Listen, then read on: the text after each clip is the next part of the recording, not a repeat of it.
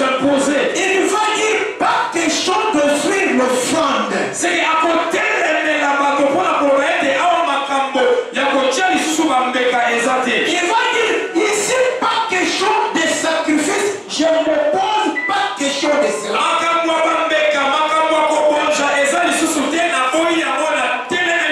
Mais quand il fait ça, retenez bien que nous avons dit que déjà un roi a été déjà retranché.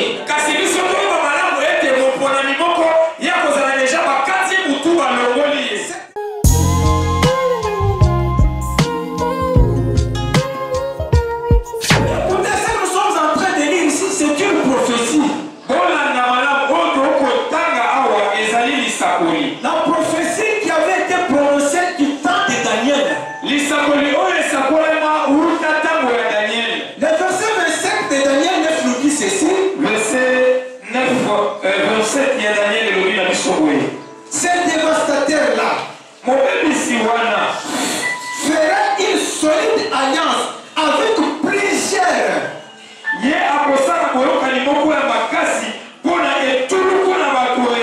Il fait l'alliance avec plusieurs pour une semaine.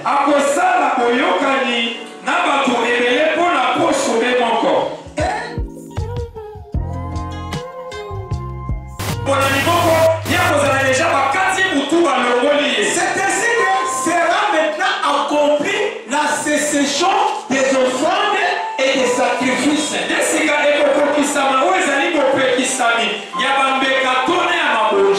Je vais me récapituler puisque si on ne comprend pas le début, on ne saura pas comprendre la suite.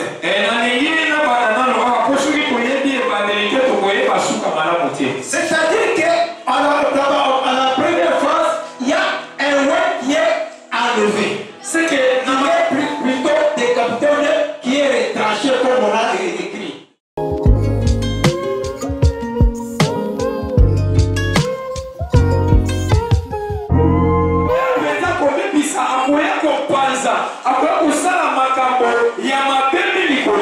La bonne idée déclare qu'il est arrêté qu'il fasse cela jusqu'à la fin de la guerre.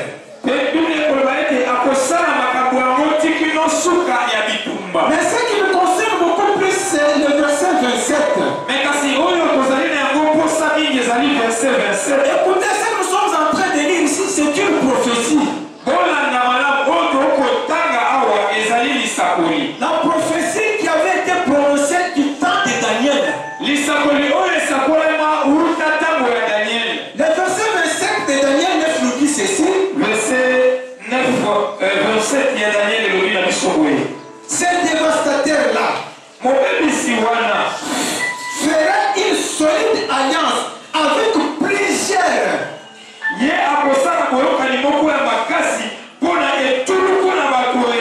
Il fait l'alliance avec plusieurs pour une semaine.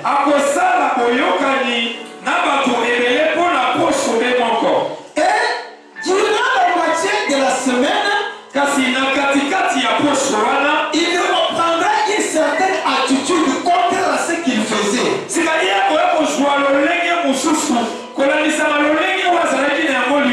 La parole déclare que pendant la moitié de cette semaine-là, il va s'imposer. Il va dire pas question d'offrir l'offrande.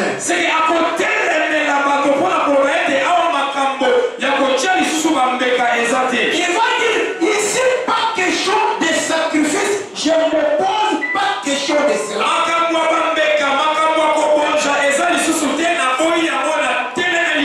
Mais quand il fait ça, retenez bien que nous avons dit que déjà un roi a été déjà retranché.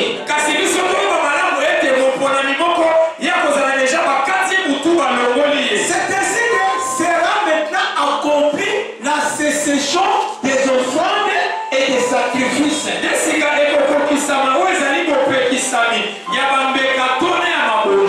Je vais me récapituler puisque si on ne comprend pas le début, on ne saura pas comprendre la suite.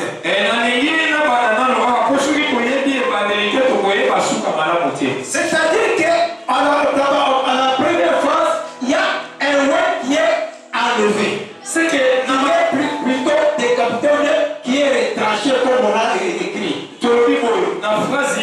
liboso mopakolami ye bakosala nini bakokata ye motu mpe bakolongola ye. Maintenant on dit qu'il y a quelqu'un qui viendra pour détruire.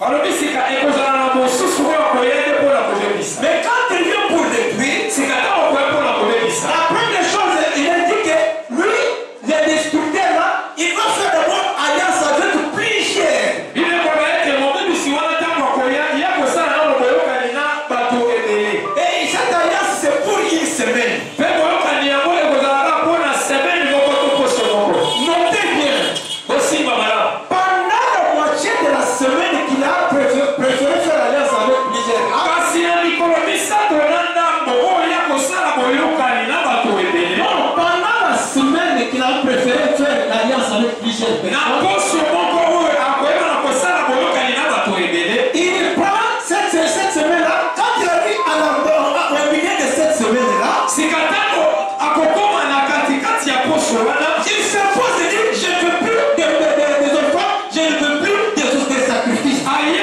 oyo bandeki kosala makambo ya malamu bato bandeki kosepela na ye awa sika nsima ya mikolo misato na ndambo akoloba ete naboyi mabonja mpe naboyi makambo obonja. Et on dit qu'il y aura la guerre va commencer à détruire jusqu'à la fin de la guerre. bino koloba ete mobebisi yango ya kobana kobebisa tikino suka na bitumba. Et la fin nous dit que la ruine et ce qui avait résolu par Dieu tombera sur les dévastateurs. nde biblia koloba ete na suka ya bobebisi wana nde sika bobebisami ekokwea likolo na ye bobebisi. Notez bien, tosimba malamu. quand on parle qu'il faut une semaine pour qu'il fasse tout ce qu'il préfère faire là, ntango tokoloba ete poso moko oyo esengaki asala mai akokaki kosala wana et au milieu de la semaine, il prend la résolution de s'imposer d'une autre manière là. na ebandeli ya poso ya kozala na lolenge ya kotalisa oyo ezali bozalisami ya malamu Dans le langage prophétique, na elobeli ya lisakoli. la première moitié de cette semaine-là, on va être composé de 3 ans et demi. sika kolalisama lisakoli mikolo misato na ndambo to katikati ya poso wana kolalisama lisakoli ekozala ete mbula misato na ndambo. C'est-à-dire la semaine de Daniel est composée de 7 ans. seke otango tokolobela poso ya daniel e tokolobela mibu sambo. Au milieu de cette semaine-là, c'est-à-dire qu'après, à partir de 3 ans et demi, il va maintenant prendre une autre attitude. kasi katikati ya poso wana to mbula misato na ndambo nde akoya kozwa lolenge mosusu. Nous avons dit que tout ce que nous sommes en train de prêcher ici, c'est une prophétie qu'avait prophétisé Daniel. tokoloba ete makambo oyo tokoloba ezali lisakoli oyo daniele asakolaka. C'est-à-dire que quand il a prononcé ça, il dit, il projette des choses qui arriveront plus tard. sika ntango akosakola makambo oyo ezali akoloba makambo oyo ekoya kosalema nsima ya bambula. Mais il parle de toutes ces choses-là en particulier pour le peuple de Dieu, c'est-à-dire Israël dans la chair. me akolobela makambo wana nango etali libota na nzambe isalaele kati na mosuni to na nzoto. Nous avons vu dans cette première phase ici qu'il y a quelqu'un qu'on appelle un dévastateur qui va commettre les choses les plus abominables jusqu'à s'opposer pour qu'on ne puisse pas offrir ni sacrifice, ni offrande à l'Éternel. tolobi ete na frazi ya bobebisi oyo ye akoyeba na kosala makambo moko ya mbindo ya mabe tikino akoboya makambo mabonja oyo bana na nzambe bayaka kobonjela nzambe na ndako na ye. Alors, cet homme-là qui est devant le dévastateur là, plus tard, nous verrons qui il est. mpe moto yango oyo tokobenga mobebisi wana tokoya koyeba ete ye azali nani. Mais pour que toutes ces choses-là arrivent, il y a déjà un oui qui sera déjà retranché. kasi mpona makambo wana nyonso ekokisama tolobi ete ekozala na mopakolami moko oyo bakokata ye motu bakoboma ye mpe bakolongola ye. Alléluia. amen. Alléluia. Nous lisons quelque chose dans le livre de Matthieu, sika tokotanga eloko moko na mokanda na Matthieu to Matai. au chapitre 24. Matthieu chapitre na yango 24 tuku mibale na minei mokanda na Matai. Nous lisons seulement le verset 15. Verset où Tokotaka, ils ont versé dans 15. Mais si vous, Matthieu 24, verset 15. si vous pouvez aller jusqu'au verset 26, ce sera bien. Mais nous lisons seulement le verset 15. Verset 26, tant que vous avez dit, mais ce que vous avez verset 20. 15.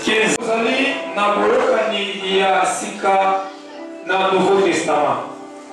L'évangéliste Matthieu nous relate ce que Christ a dit.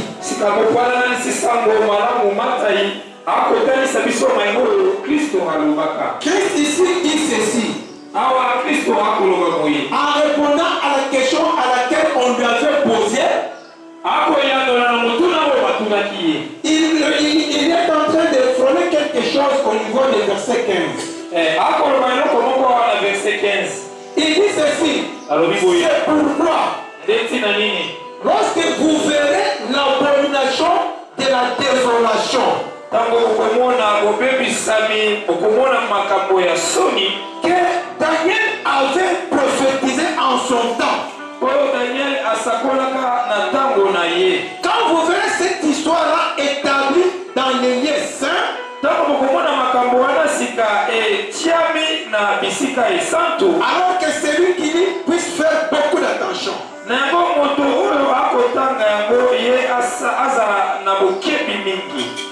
Alléluia. Alléluia. Quand Christ est né sur la terre, quand il est venu, quand on lui a posé la question par ses disciples, si la fin de toutes choses, si la fin du monde, il est en train de répondre, il demande des détails, et puis il projette encore ce que Daniel avait déjà projeté. Lui aussi, il projette encore.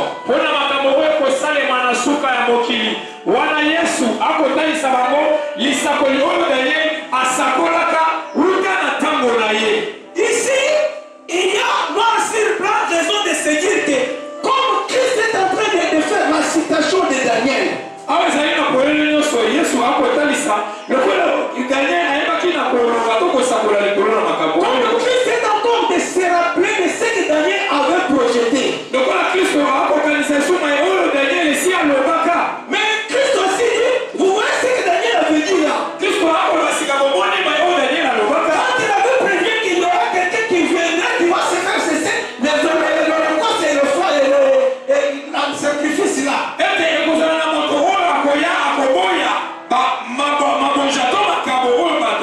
Vous savez bien, vous avez des rouleaux. Quand vous lisez, Daniel avait dit qu'il y aura quelqu'un qui viendra, il va se poser au milieu de la semaine, il va dire pas question de ceci, cela, et commettrait des choses les plus abominables. Vous vous souvenez, non?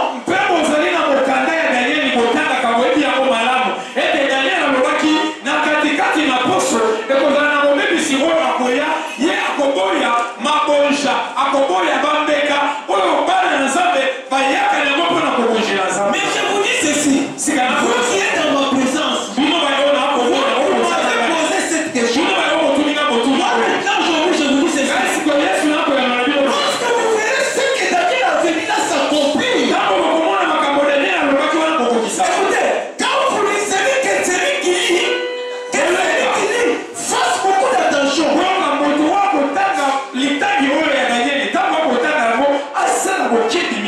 C'est pourquoi lorsque vous verrez l'abomination établie dans les lieux saints, alors faites que celui qui lit fasse beaucoup d'attention.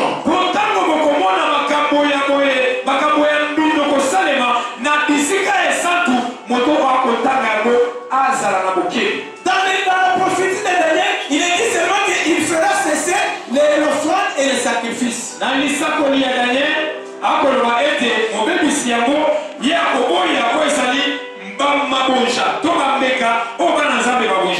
Christ vient, lui, il donne un peu de pression. Il dit, sachez que lorsqu'il avait dit ça, lui, les dévastateurs là, il sera établi dans les lieux saints.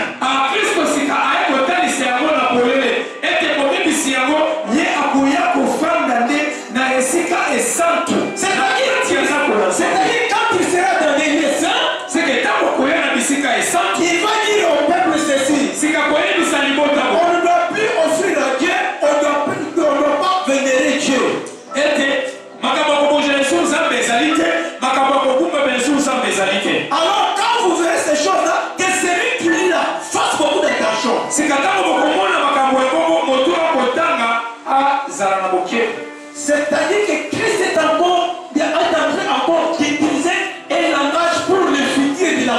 l'accomplissement de cet événement. awa yesu mpe akotatisa biso akoloba elobeli moko ya makambo oyo kosalema na mikolo ezali koya na lisakoli ya daniel. En train de dire que ce que Daniel avait dit là n'est pas encore accompli, mais ça va s'accomplir.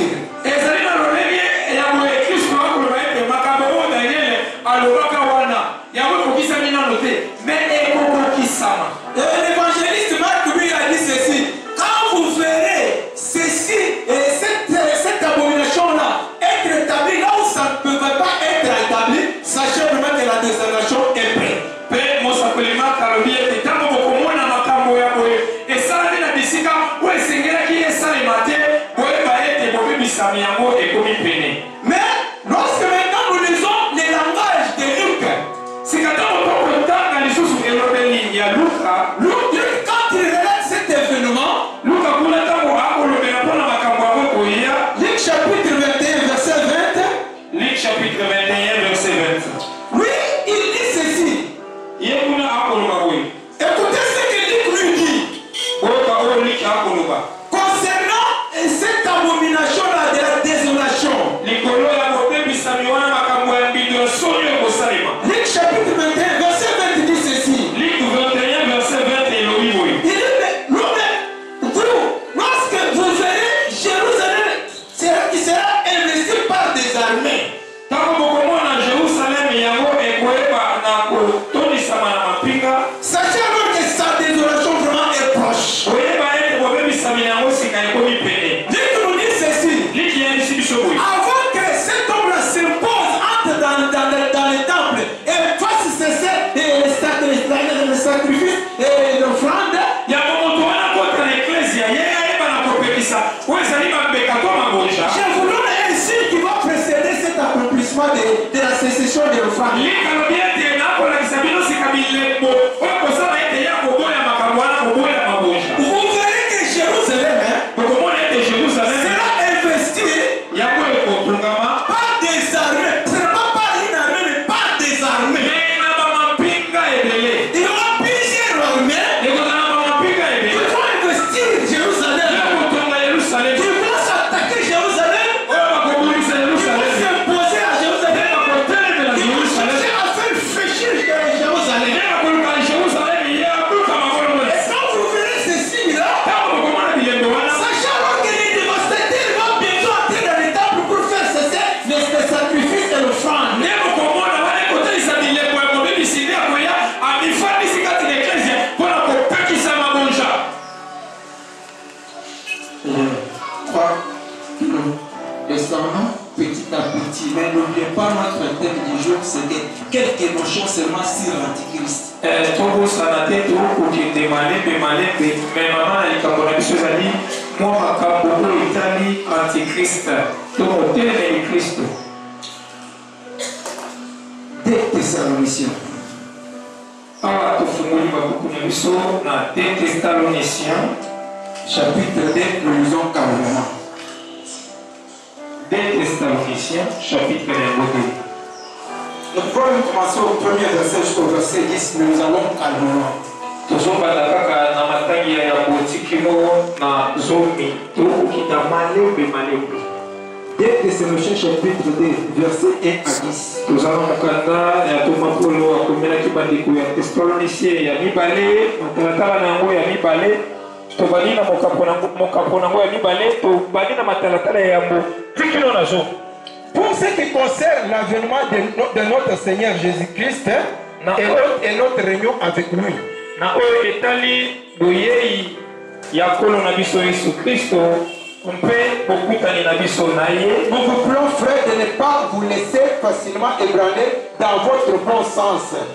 nakobondela bino bandeko ete bokoka te na kobumba na lolenge na bino ya malamu oyo bozali na yango Et de ne pas vous troubler, soit par quelque inspiration, soit par quelques paroles ou par quelques lettres qu'on dirait venir de nous. bomitungisama te na makambo ekoki koya to na maloba to na mikanda oyo tokoki kokomela bino Comme si le jour du Seigneur était déjà là. kokomela bino kotalisa bino ete lokola mokolo yango ya Kristo eza deja eye. Cette première partie, je vais d'abord expliquer ça. Paul est en train d'écrire la deuxième lettre aux Thessaloniciens pour leur dire que pour ce qui concerne notre réunion à nous avec Christ, notre rencontre avec le Christ, soyez calmes, ne vous troublez pas, ne vous faites pas des illusions, qu'on ne vous trompe pas que les jours du Seigneur étaient déjà arrivés, nous avons raté tout et c'est déjà le temps, c'est déjà consommé. Non, que personne ne vous trompe et qu'on puisse même pas venir avec une lettre comme pour dire que Paul a écrit, il y a eu déjà l'enlèvement, il y a eu déjà la résurrection des morts, où toutes ces choses sont déjà arrivées. Que personne ne puisse pas vous tromper. Comment Paul a été pour tout qui s'attend. Pour la macabre, il y a Yesu. Bah, il y a une autre à mon côté. Pour Paul a comment qui boye. Pour la macabre, il y a Yesu Christ. Macabre, il y a et si est commis déjà, boye, il y a Yesu Christ. Pas pour sa minute. Verset 3, on continue. Que personne ne vous séduise d'aucune manière. Donc, il y a verset 3. Mon côté, il y a à cause de la l'oreille, mon sous. Pourquoi? Pour la nuit. Puisque, premièrement, il faut d'abord, il faut que l'apostasie soit arrivée premièrement. Et pour pas mater, et c'est que dans le monde bisami, il y a un commandant dans le bosso. L'apostasie. Et il faut aussi, ça c'est la première chose qui doit précéder notre réunion et notre rencontre avec Christ. Il faut qu'il y ait l'apostasie. Et c'est que dans le monde il y a Christ et commandant, il y a beaucoup de quand on parle de l'apostasie, on voit les chrétiens qui vont nier Christ, qui vont laisser la voie de Dieu et qui vont partir, qui seront endurcis dans leur cœur.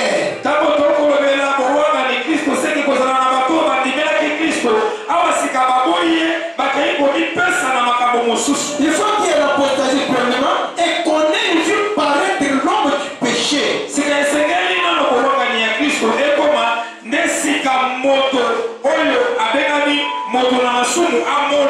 Cet homme de péché qui est le fils de la perdition. Cet homme de péché qui est le fils de la perdition, c'est celui-là qu'on appelle même l'antichrist.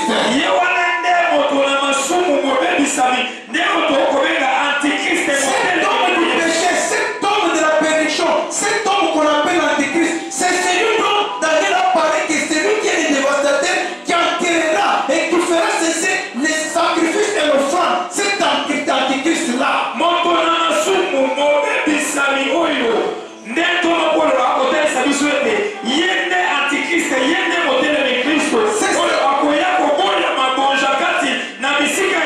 C'est cet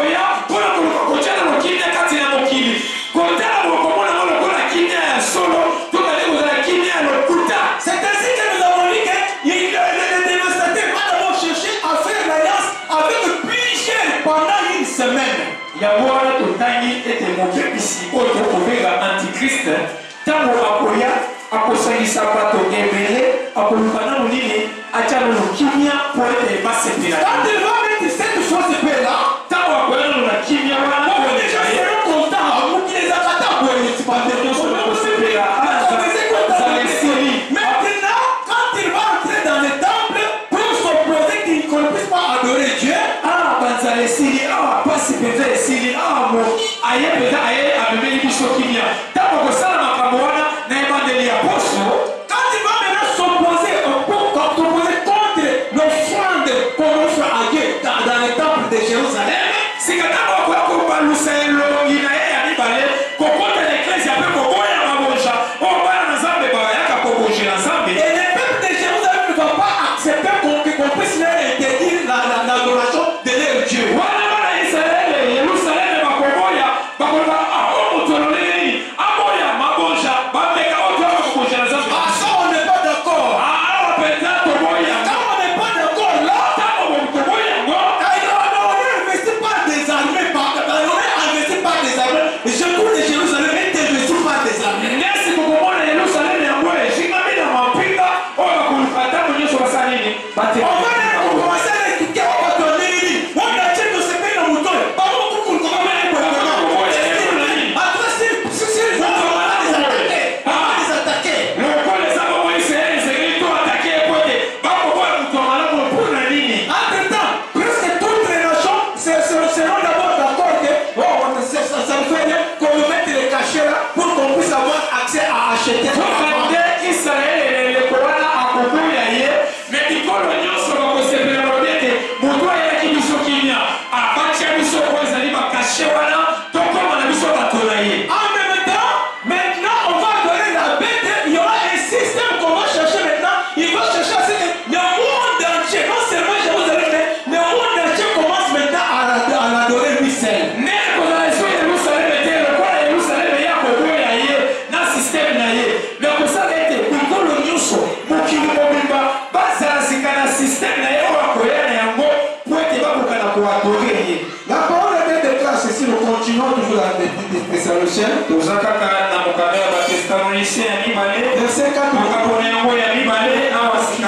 tokotanga verse C'est un verset qui s'élève au-dessus de tout ce qu'on appelle Dieu pour qu'on puisse adorer. motelemeli oyo akotelemela nzambe mpe kotelemela mai nyonso oyo malamu bana na nzambe basalaka mpo na nzambe na bango Il va jusqu'à s'asseoir dans le temple. akokende kino kofanda kati na tempelo C'est proclamant lui-même Dieu. akomibenga ete ye moko nde nzambe L'apôtre Paul est en train de rappeler au peuple de Thessalonique ceci.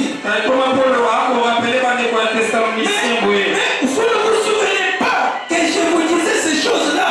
Et lorsque j'étais encore chez vous, autrefois, okukanisa lisusu te na bandeko oyebisa bino likolo na makambo oyo ntango nazalaki nano kuna elongo na bino mais vous savez ce qu'il les retient seulement, afin qu'il puisse s'apparaître seulement en son temps. Mais rien seulement, il faut que le temps puisse sonner pour que cela ait lié. boyebi eloko nini ezokanga ye nano po ete amimonisa ezali po ete ya komimonisa akobele na ntango na ye soki ntango na ye ekoki Déjà le mystère de l'iniquité agit. me lotongo deja ya mabe ya mobebisami esi ebandi kosalema Non, le mystère, ma bomba ya masumu, ya kutuka nzambe, ya bombe, ya kuboya nzambe, ya kisataniste, et tout ça on est déjà makasi na mtuku. C'est ce qu'on appelle le mystère de l'iniquité. ye mabomba miwana ya mabe ya masumu ebandi deja kosalema na nkuku ndenge kosali na nzambe alobi Et alors, il faut seulement que celui qui le retient ait disparu. Alors paraîtra l'impie, alors paraîtra l'antichrist là. nesika oyo babengi ampi ye nde antikriste nsima ya makambo oyo nde akoya komimonisa Que ye le Seigneur détruira par le souffle de sa bouche. ye oyo nkolo na biso yesu kristo akobebisa ye kaka na mopepe ya monoko na Et ye il anéantira par le cœur de son avènement quand il vient. mpe akobebisa ye na bongali ya boyei na ye Notez bien, tosimba malamu notez très bien, assemblée, notez très bien. elisaka tosimba malamu toyeba boyei Verset 9 dit ceci. verse 9 elobi na biso L'apparition de ce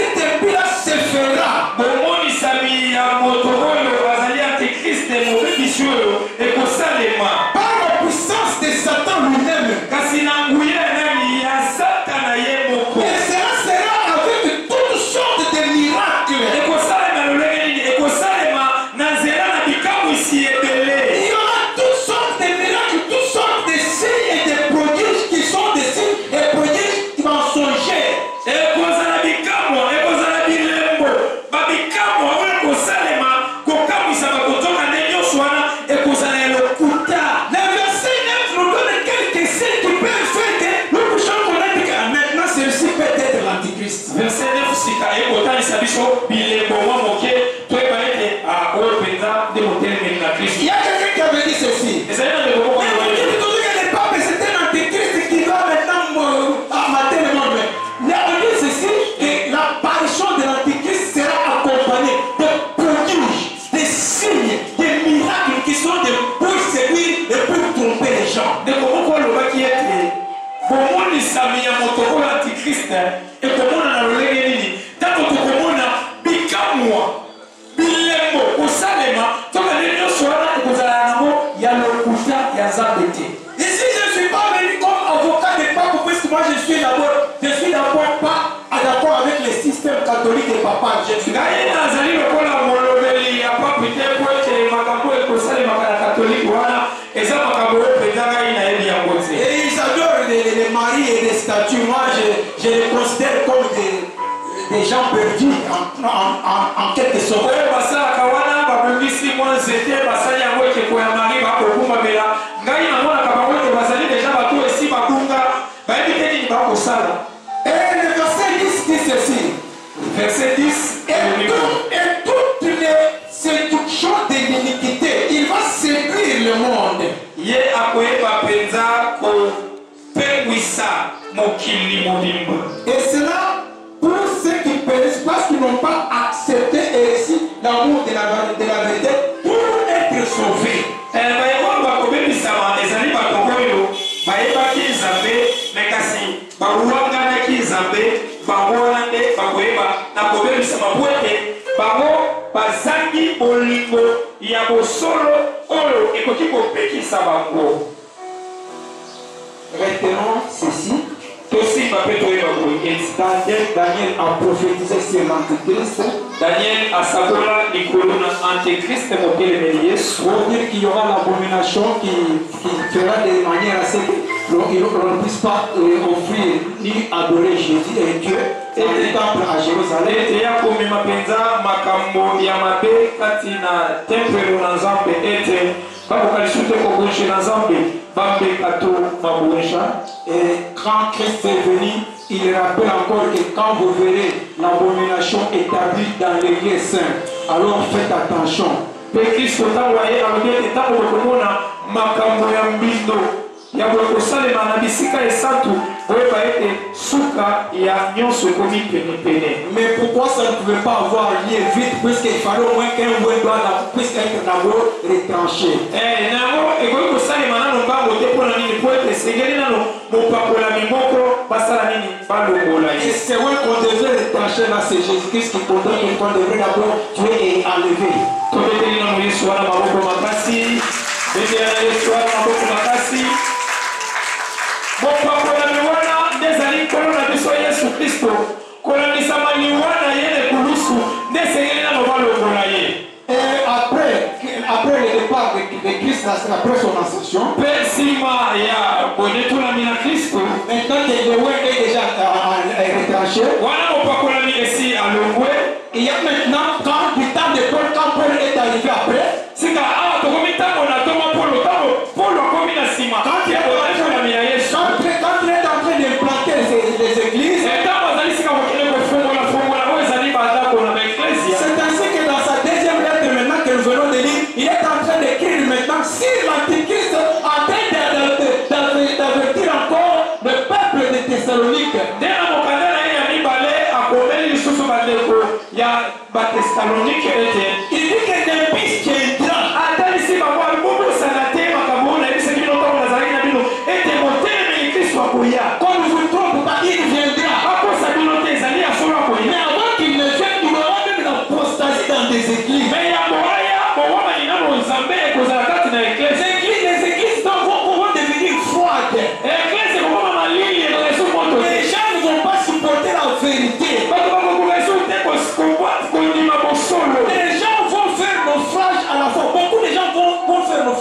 foi. Mais toutes ces choses-là vont précéder l'Antichrist, ça va encore précéder l'Antichrist. Il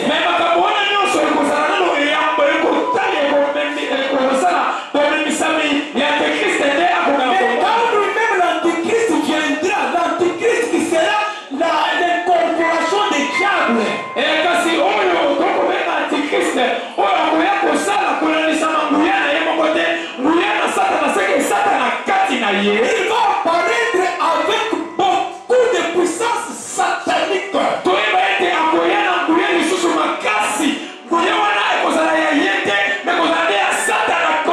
Des grands signes de prodiges vont l'accompagner lors de son apparition.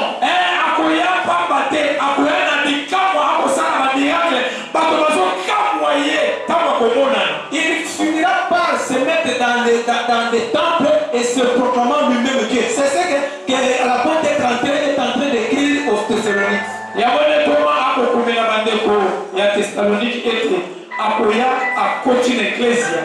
afandi na kiti alobi ete ngande nzambe mpo bana kokumbamela ngai.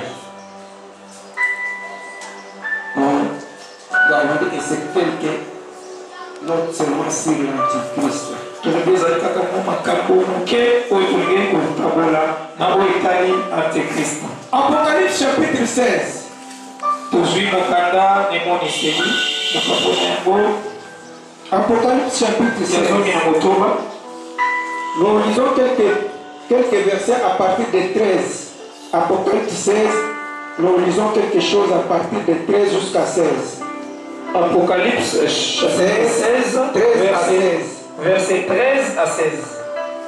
16, 13 à 16. Apocalypse. Jésus sortit de la bouche du dragon, qui est le diable alors. Et de la bouche de la bête. Et de la bouche des faux prophètes. Trois esprits impurs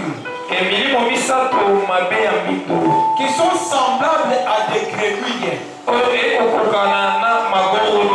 Car ce sont des esprits de démons.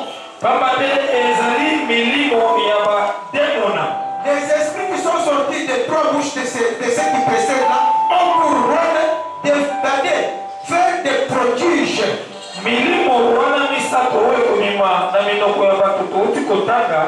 Yawe ekozala milimo ya bademo ekotalisa malolenge nini ekotalisa manabikamwa. Et ces esprits-là vont aller vers les rois de toute la terre. Les chefs qui seront des chefs de l'État, des chefs de rois sur toute la terre, ils vont partir chez ces rois-là, chez ces chefs de l'État-là. Et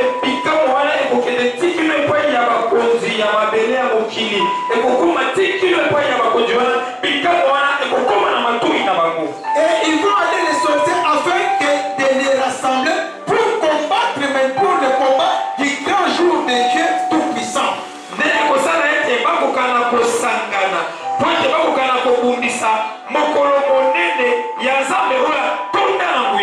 La parole de Dieu nous dit ceci. Lorsque on va, les range pas verser les sixième coupe, il y aura maintenant les trois esprits impies qui sortiront à la fois de la bête et des dragons et des faux prophètes.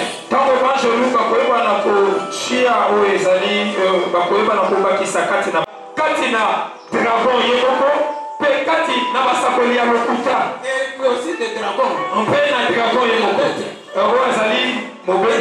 Alors, on voit ces esprits vont aller posséder les chefs de l'État du monde entier.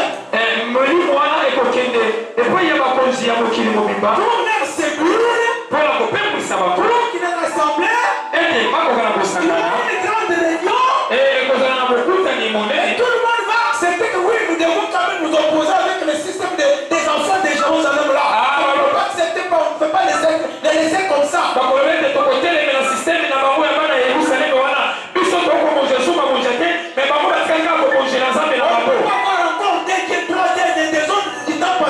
peut pas accepter ça.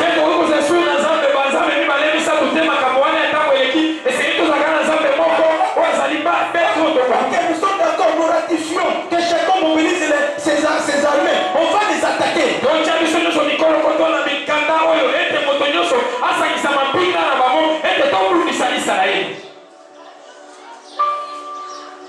Et Jérusalem sera attaquée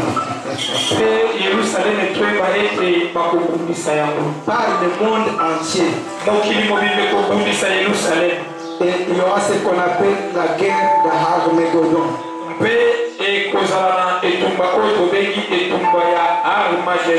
Nous lisons quelque chose, peut-être la dernière chose à lire, Zacharie chapitre 14.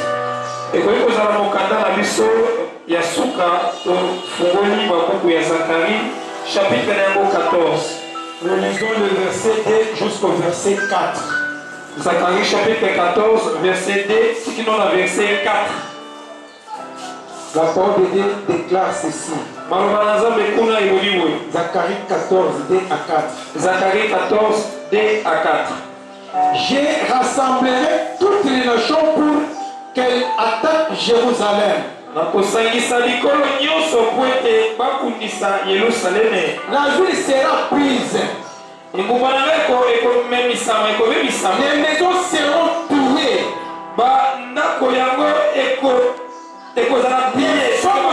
Les femmes seront violées. La moitié de la ville ira en captivité.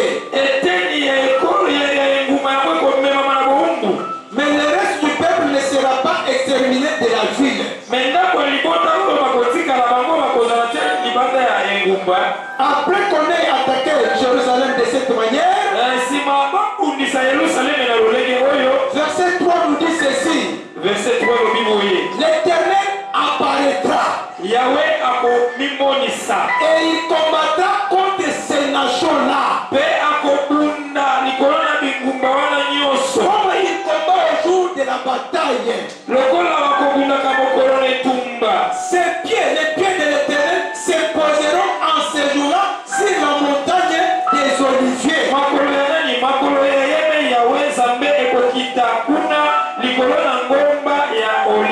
Qui est vis-à-vis de Jérusalem du côté de l'Orient. La montagne des Oliviers s'effondra par les milliers. À l'Orient et à l'Occident. Il se formera une très grande vallée. Une moitié de la montagne reculera vers le septentrion. Et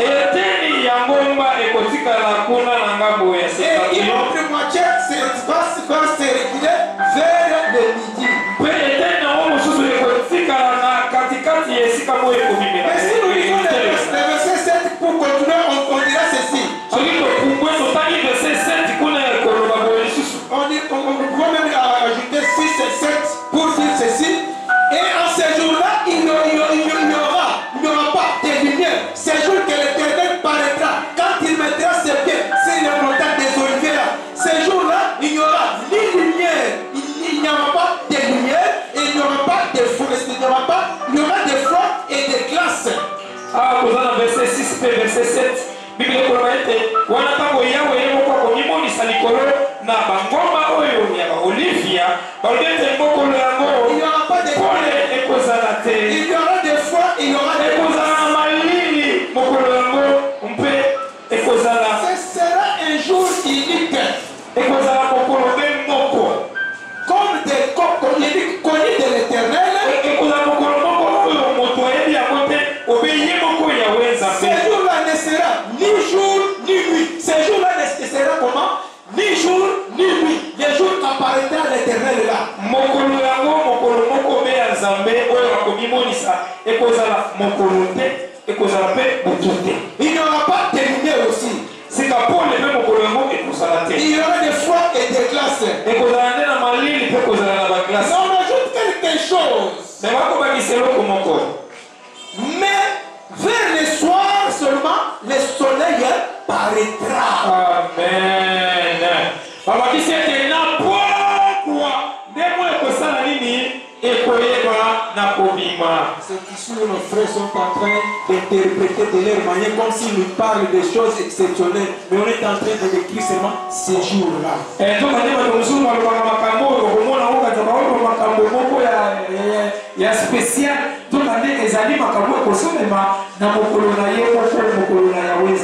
Merci, nous sommes à la fin. Nous avons consommé notre temps. Nous vous disons merci pour votre patience. Ne spéculons pas, soyons sûrs de notre foi seulement.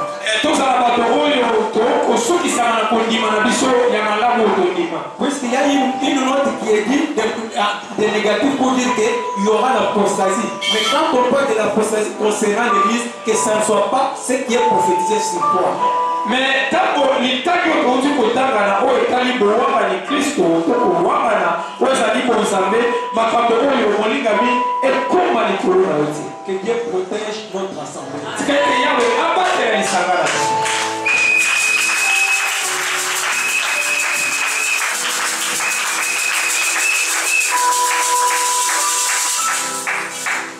Église, amen. Ah, mais ma pauvre, on a dit ma pauvre. Sambe, ayebaka. Nakopambola bango po ete ntango nyonso ekotelema bango liboso na bana na Nzambe lokola